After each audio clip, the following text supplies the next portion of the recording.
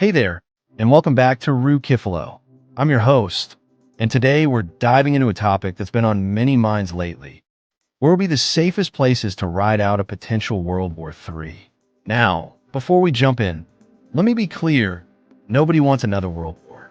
But given the current geopolitical tensions, rising conflicts, and nuclear capabilities around the globe, it's only natural to wonder where one might find sanctuary if things took a turn for the worse. In this video, we'll explore some of the most strategically positioned countries that could offer the best chances of staying out of harm's way during a global conflict. We'll look at geographical advantages, political neutrality, economic stability, and other factors that make these nations potential safe havens. So grab a cup of coffee, settle in, and let's explore the world's potential peace zones together. Before we dive into our list, it's important to understand what criteria we're using to determine safety. A truly safe country during World War III would need several key characteristics. First, geographical isolation is crucial. Countries that are far from major population centers, military targets, and conflict zones have a natural advantage. Islands and nations separated by vast oceans or mountain ranges tend to be safer bets. Second, political neutrality matters enormously. Countries with a long history of staying out of international conflicts, maintaining diplomatic relations with all sides, and avoiding military alliances are less likely to become targets. Third, we need to consider nuclear capabilities and targets. Nations without nuclear weapons and without hosting foreign military bases are generally safer from nuclear strikes. Fourth, economic self-sufficiency plays a vital role. Countries that can feed their populations, generate their own energy, and maintain basic infrastructure without heavy reliance on imports have better survival odds. Finally, stable governance and social systems are essential. A country might be geographically perfect, but if it's prone to internal collapse or civil unrest, it's not truly safe. With these criteria in mind, let's explore our candidates. Let's start with the classic example, Switzerland. This alpine nation has perfected the art of neutrality for centuries. Even during both world wars, Switzerland managed to stay out of the fighting while surrounded by conflict. Switzerland's mountainous terrain provides natural defense barriers, and the country has an extensive network of underground bunkers and shelters. Swiss law actually requires buildings to have fallout shelters, and there are enough bunker spaces for the entire population plus some. The Swiss economy is robust and diversified, with strong banking, manufacturing, and agricultural sectors. The country maintains armed neutrality. They're prepared to defend themselves, but won't pick sides in international conflicts. However, Switzerland does have some drawbacks. Its location in the heart of Europe means it could be affected by radioactive fallout from nearby conflicts. Also, the country is heavily dependent on imports for energy and certain foods. Moving to Central America, Costa Rica stands out as a beacon of peace and stability. This small nation abolished its military in 1948 and has maintained a policy of permanent neutrality ever since.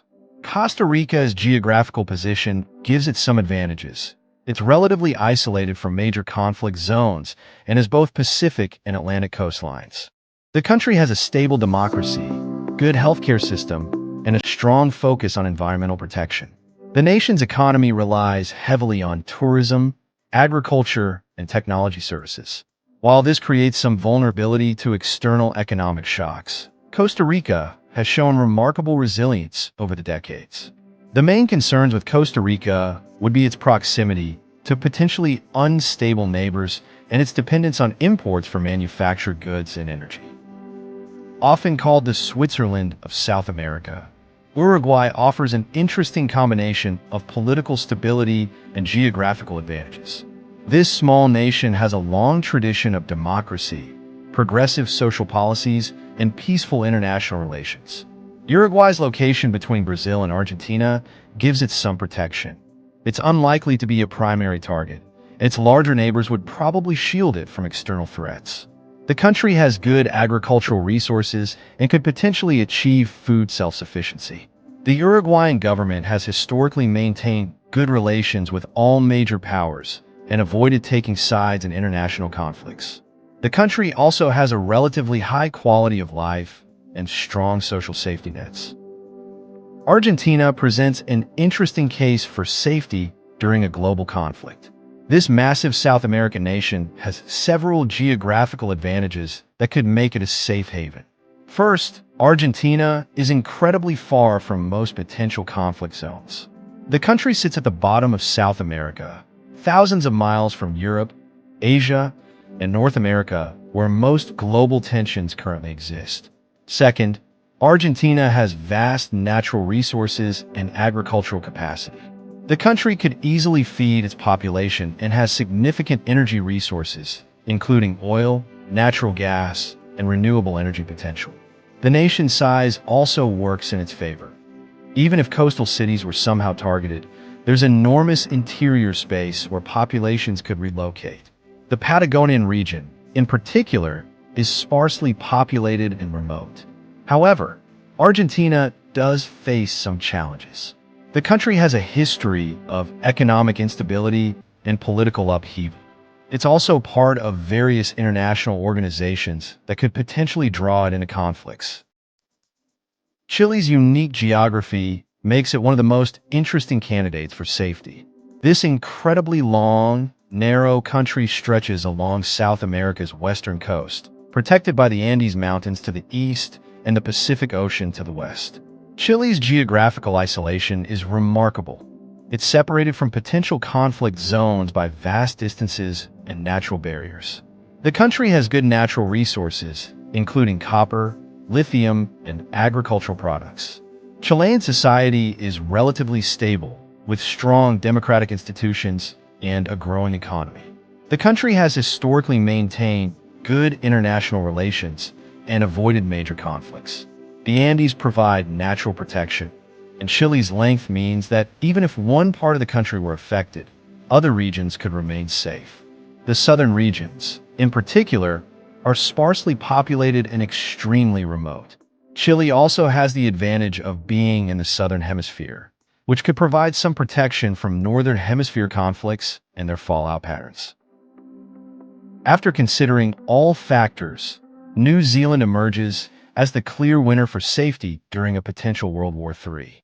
This island nation in the South Pacific offers an almost perfect combination of advantages that make it the ultimate safe haven. First, New Zealand's isolation is unmatched. The country is approximately 1,200 miles from its nearest neighbor, Australia, and thousands of miles from any major population centers or potential conflict zones. This geographic isolation makes it virtually impossible to reach by conventional military means and highly unlikely to be affected by regional conflicts. Second, New Zealand has a long-standing policy of nuclear-free zones and military neutrality. The country banned nuclear weapons in 1987 and has maintained this stance despite international pressure.